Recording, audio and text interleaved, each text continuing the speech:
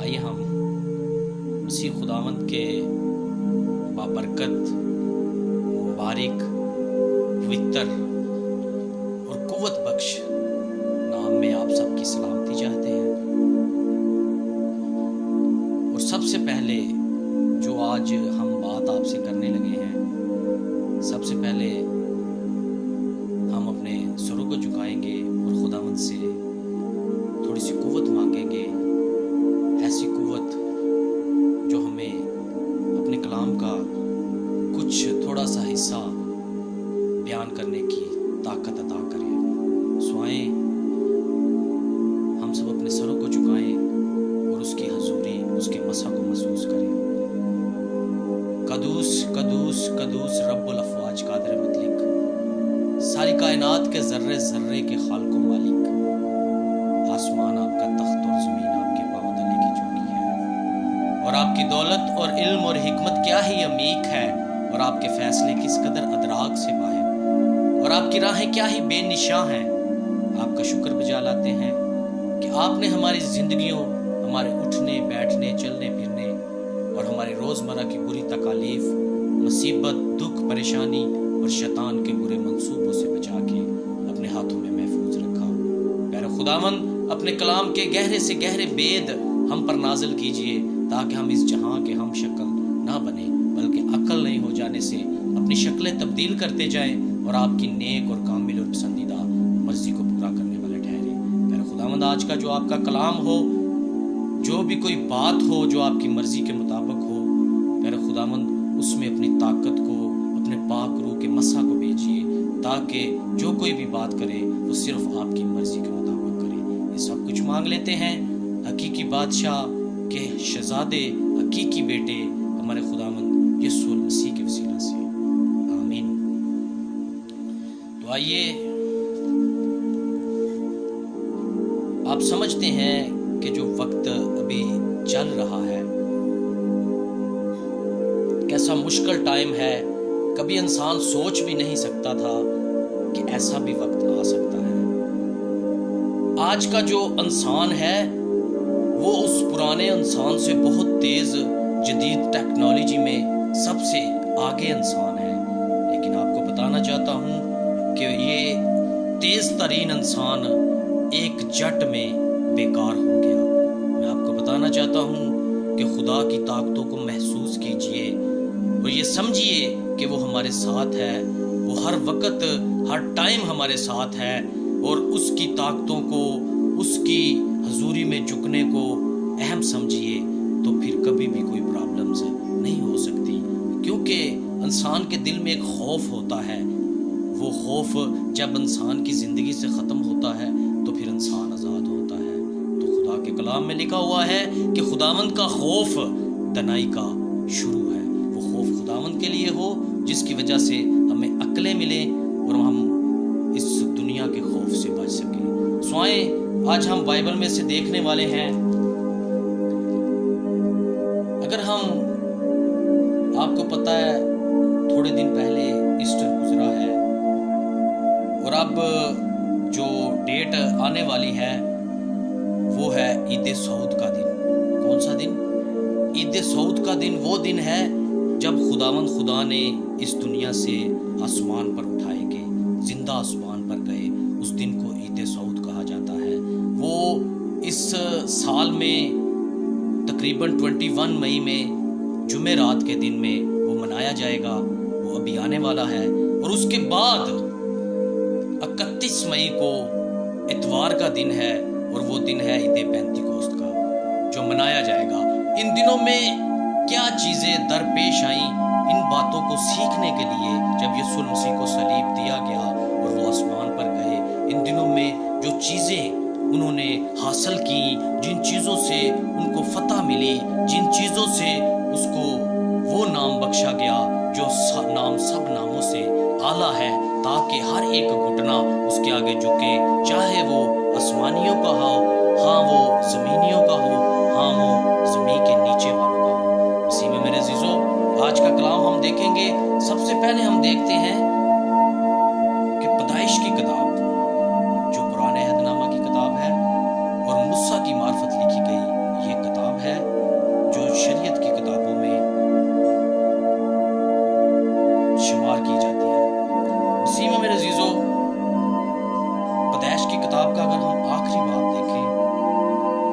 آخری باب میں اس کا 50 باب ہے، آخری ٹوٹل پیدائش کے 50 باب ہے، اور اس کا آخری باب جو ہے اس کی اگر ہم 24 یعنی 24 آیت کو پڑھیں، 24 اور 25 آیت کو ہم پڑھتے ہیں آپ کے سامنے۔ اور یوسف نے اپنے بھائیوں سے کہا، میں مرتا ہوں اور خدا یقیناً تم کو یاد کرے گا اور تم کو اس ملک سے نکال کر اس ملک میں پہنچائے گا جس کے دینے کی قسم اس نے ابراہیم اور اسحاق اور یعقوب سے کھائی تھی۔ اور یوسف نے بنی اسرائیل سے قسم لے کر کہا، خدا یقیناً تم کو یاد کرے گا، سو تم ضرور ہی میری ہڈیوں کو یہاں سے لے جانا۔ خداوند کے کلام کے پڑھے اور سنے جانے پر خداوند کی برکت ہو۔ مسیح میں میرے عزیزو، یہ جو آیت ہم نے آج پڑھی ہے یہ پیدائش کی کتاب ہے، سب سے پہلی کتاب بائبل کی، پیدائش کی کتاب، اس کا آخری باب۔ وہاں پر جو قصہ ہم نے پڑھا ہے وہ کچھ یوں ہے کہ یوسف کے بارے میں آپ سب لوگ جانتے ہیں۔ یوسف باپ یعقوب کا بیٹا تھا، جس کے 12 بیٹے تھے، جس میں سے بنی اسرائیل کے سارے قبیلے نکلے، جن میں سے ایک یوسف تھا۔ اس کا ایک بھائی بنیامین تھا۔ یہ باپ یعقوب کی بیوی راحل سے تھے، اور یہ 2 ہی بھائی تھے۔ اور یوسف جو تھا، اس کو اس کے بھائیوں نے قید کر کے مصر میں لے گیا، اور آپ کو سارا پتہ ہے کہ مصر میں جیسے جیسے خدا نے اس کو عزت بخشی اور وہ جس مقام تک پہنچا۔ مسیح میں میرے عزیزو، وہ مصر میں تھا، تو پھر آگے آگے جو قصہ چلا، تو جب وہ ملا اپنے گھر والوں سے، جو اہم پوائنٹ کی بات ہے وہ میں آپ سے کرنا چاہتا ہوں کہ جب بھی باپ ابراہیم، باپ اسحاق، باپ یعقوب، ان کی جب اموات ہوئی ہیں تو انہوں نے ایک ذکر کیا ہے کہ ان کی جو قبریں تھیں وہ یروشلم کے اندر تھی۔ کہاں تھی؟ یروشلم سے مراد ہے کہ اس جگہ کا جو علاقہ ہے وہ سب، یہ ساری چیزیں تو بعد میں بنی، یروشلم کی جو جگہ ہے یہ بھی بعد میں اس کا نام بڑے آہستہ آہستہ چلا ہے، لیکن جو جگہ تھی وہاں پر ان کی قبریں تھیں، سب کی اکٹھی قبریں تھیں۔ جو باپ ابراہیم نے یہ ایک جگہ لی تھی جب اماں سیرا کی وفات ہوئی تھی، تو اس وقت وہ قبرستان خریدا گیا تھا اور اس میں یہ قبریں تھیں۔ اور جب یوسف مصر میں اس کی وفات ہو گئی تو میں آپ کو بتانا چاہتا ہوں کہ اس نے خدا کی قسم دے کے اپنے لوگوں سے کہا، کیا کہا؟ یہاں پر لکھا ہوا ہے، اور یوسف نے بنی اسرائیل سے قسم لے کر کہا، خدا یقیناً تم کو یاد کرے گا، سو تم ضرور ہی میری ہڈیوں کو یہاں سے لے جانا۔ اب یہ بڑا اہم سوال ہے اور بڑی سوچنے کی بات ہے کہ آخر کیا وجہ تھی کہ یوسف نے یہ لفظ بولا کہ میری ہڈیوں کو یہاں سے لے جاؤ۔ مسیح میں میرے عزیزو، آج ہم اس ٹاپک کے بارے میں سیکھیں گے کہ آخر اس کے دل میں ایسی کون سی بات تھی یا اس کے ذہن میں ایسی کون سی بات تھی کہ اس نے کہا کہ میری ہڈیوں کو ملک معود میں لے چلے۔ مسیح میں میرے عزیزو، ہم ایک اور حوالہ آج پڑھیں گے۔ وہ حوالہ یہ ہے کہ جب یسوع مسیح صلیب پر اپنی جان دے رہے تھے، زمانے بیت کے، کیونکہ باپ اسحاق اور باپ ابراہیم اور باپ یعقوب اور ان کے بیٹے، ان کے وقت سے لے کے مسیح کے وقت میں بہت سارا وقت بیت چکا تھا۔ مثال کے طور پہ کم از کم تھوڑا نہیں تو 1800-1900 سال کا وقفہ ہے وقت کے لحاظ سے۔ یہ وقت جو ہے اس کے بعد یہ واقعہ درپیش آ رہا ہے۔ اس کے پیچھے بڑی گہری بات ہے، سیکھنے والی بات ہے۔ آج میں آپ کو تھوڑی سی بات اس کے بارے میں جڑتی ہوئی بتا سکتا ہوں، لیکن بڑی لمبی تفسیر ہے اس کے بارے میں کہ اس کا مقصد کیا تھا۔ مسیح میں میرے عزیزو، جب یسوع مسیح نے صلیب پر جان دی تو آپ کو پتہ ہے کہ ایک دم اندھیرا ہو گیا. سمجھ رہے ہیں؟ آج ہم اس کو پڑھیں گے اور اس کے بعد دیکھیں گے کہ یہ جو ہڈیاں یوسف نبی نے کہا بنی اسرائیل قوم سے، خدا کی قسم دے کے کہ تم میری ہڈیوں کو اپنے ساتھ لیتے جانا، اس کے بارے میں ہم تھوڑا سا سیکھیں گے کہ یہ ہڈیاں کہنے کا اس کا مقصد کیا تھا. اور ہم متی کی انجیل، متی رسول کی معرفت لکھی گئی انجیل اور اس کے 27 باب میں سے اور اس کی 25 آیت سے لے کے اس کی 45 آیت سے لے کے ہم 56 آیت تک پڑھیں گے، یعنی کہ 45 آیت سے لے کے 56 تک. اور اس میں کیا لکھا ہے، ہمیں کچھ اس بات میں آپ کو کچھ نظر آئے گا. پلیز غور کیجیے اس بات کو اور دیکھیے. اور دوپہر سے لے کر تیسرے پہر تک تمام ملک میں اندھیرا چھایا رہا، اور تیسرے پہر کے قریب یسوع نے بڑی آواز سے چلا کر کہا، ایلی ایلی لما شبقتنی، یعنی اے میرے خدا تو نے مجھے کیوں چھوڑ دیا. جو وہاں کھڑے تھے ان میں سے بعض نے سن کر کہا، یہ ایلیا کو پکارتا ہے. اور فوراً ان میں سے ایک شخص دوڑا اور سپنج لے کر سرکہ میں ڈبویا اور سرکنڈے پر رکھ کر اسے چسایا. مگر باقیوں نے کہا، ٹھہر جاؤ، دیکھیں تو ایلیا اسے بچانے آتا ہے یا نہیں. یسوع نے پھر بڑی آواز سے چلا کر جان دے دی، اور مقدس کا پردہ اوپر سے نیچے تک پھٹ کر 2 ٹکڑے ہو گیا، اور زمین لرزی اور چٹانیں تڑک گئیں اور قبریں کھل گئیں، اور بہت سے جسم ان مقدسوں کے جو سو گئے تھے جی اٹھے، اور اس کے جی اٹھنے کے بعد قبروں سے نکل کر مقدس شہر میں گئے اور بہتوں کو دکھائی دیے. خداوند کے کلام کے پڑھے اور سنے جانے پر خداوند کا شکر ہو. مسیح میں میرے عزیزو، ہم نے 53 آیت تک پڑھا ہے. جو ہماری مین پوائنٹ والی بات ہے اس کو ہم دیکھیں گے. یہاں پر جو لکھا ہے وہ یہ لکھا ہے کہ جب یسوع مسیح کی صلیب پر جان نکلی ہے تو پورے ملک میں کیا ہوا ہے؟ اندھیرا چھا گیا ہے.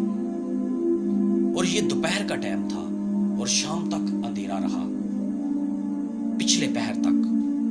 مسیح میں میرے عزیزو، اور ایک زلزلہ آیا. کیا ہوا؟ ایک زلزلہ آیا. اور اس زلزلہ کی وجہ سے پتہ کیا ہوا؟ یروشلم ایک پہاڑی علاقہ ہے جہاں پر یسوع مسیح کو، آپ کو پتہ ہے، صلیب پر دیا گیا. کوہ کلوری، سیون کا پہاڑ، کوہ کلوری. میں آپ کو یہ بتانا چاہتا ہوں کہ وہ اونچی جگہ ہے، پہاڑی ایریا ہے. جب اس وقت یہاں پر زلزلہ آیا تو آپ کو پتہ کیا ہوا کہ جتنے وہ مردے تھے نا، وہ پرانے مردے جو اس شہر میں دفن تھے، آپ کو پتہ ہے ان کی قبریں کھل گئی. کیا ہوا؟ ان کی قبریں کھل گئی. لیکن اس کا مطلب یہ نہیں کہ وہ قبر سے باہر آ گئے. ان کی قبروں میں دراڑیں آ گئی اس زلزلہ کی وجہ سے. اور اس زلزلہ کی وجہ سے کیا ہوا کہ خداوند نے، یہاں پر لکھا ہوا ہے کہ بہت سے مرزے، بہت سے مقدسوں کی روحیں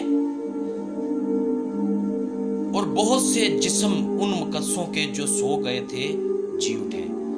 مسیح میں میرے عزیزو، بہت سے لفظ جو ہے نا، اس کا مطلب ہے سارے نہیں. بہت سے کا مطلب ہے تھوڑے سے.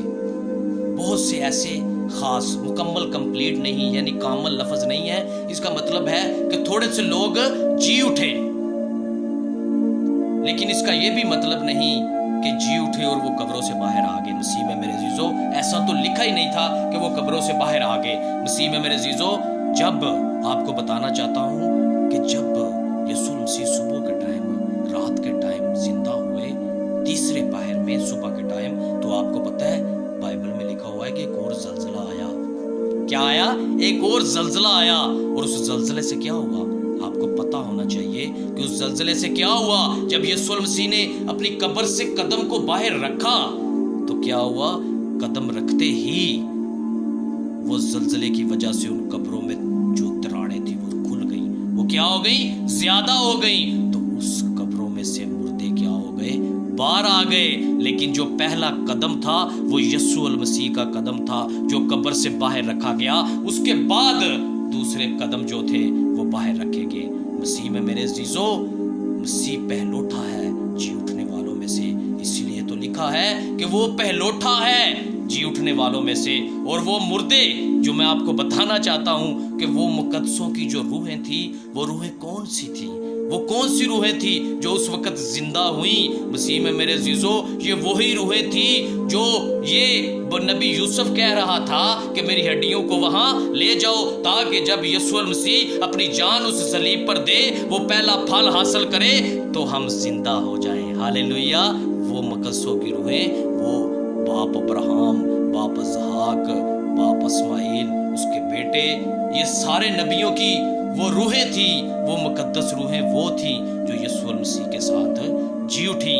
تو میں آپ کو بتانا چاہتا ہوں کہ جب یسوع المسیح آسمان پر گئے تو اکیلے نہیں گئے بلکہ ان روحوں کو بھی ساتھ لے کے گئے. کیونکہ پرانے عہد نامہ کو اگر ہم پڑھیں تو عید فصح کی کہانی ہے.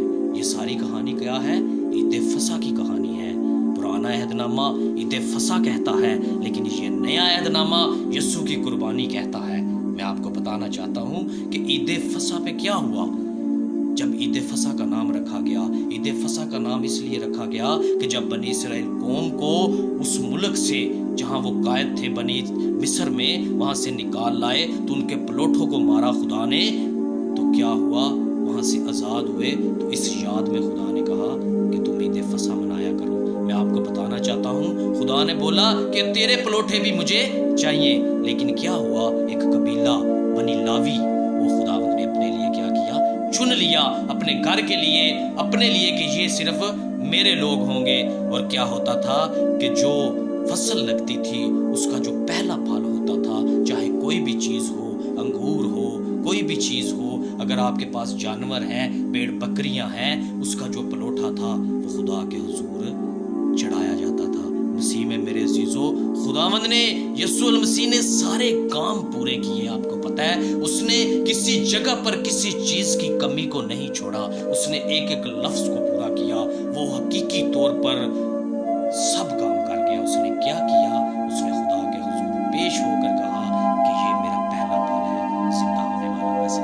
ہاللیلویہ، ہاللیلویہ. اس نے اپنا پہلا پھل خداوند کے حضور پیش کیا ان مقدسوں کی روحوں کو. ابھی وہ دوبارہ آئے گا اور ہمیں بھی اپنے ساتھ لے جائے گا. یہ اس کی پلاننگ ہے موت کو شکست دینے کی. مسیح میں میرے عزیزو، اس لیے یوسف نے کہا اپنے لوگوں سے کہ میری ہڈیوں کو وہاں لے کر چلے جانا. مسیح میں میرے عزیزو، ان باتوں کو سمجھنے کی ہمیں بہت ضرورت ہے. کلام ہمیں ایسی گہری گہری باتوں سے تازہ کرتا ہے اور ہماری زندگیوں کو خوشی دیتا ہے. ہمیں سیکھنے کی ضرورت ہے. اور یہ دنیا میں جو ہم اپنا وقت گزارتے ہیں یا ٹائم گزارتے ہیں، ہمیں اس ٹائم سے بچنا ہے بلکہ خداوند کے حضور رہنا ہے، اس کے قدموں میں رہنا ہے، اس کی باتوں کو سیکھنا ہے.